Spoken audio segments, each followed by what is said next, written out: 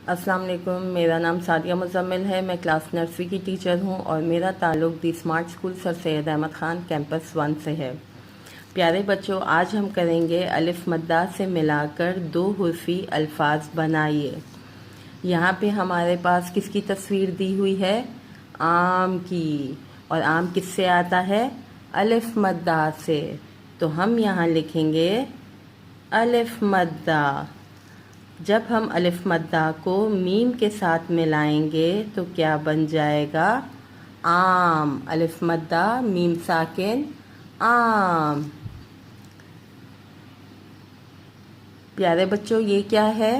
आग।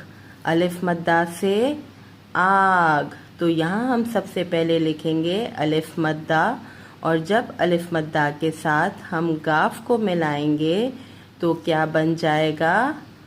आग। प्यारे बच्चों, ये क्या है? आब। ये क्या है?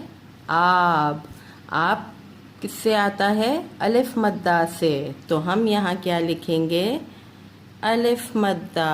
और जब अलिफ मद्दा से हम बे को मिलाएंगे तो क्या बन जाएगा? आब। प्यारे बच्चों, मेरे साथ पढ़िए।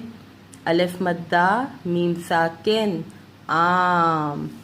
अलिफ मद्दा गाफ साकिन आग।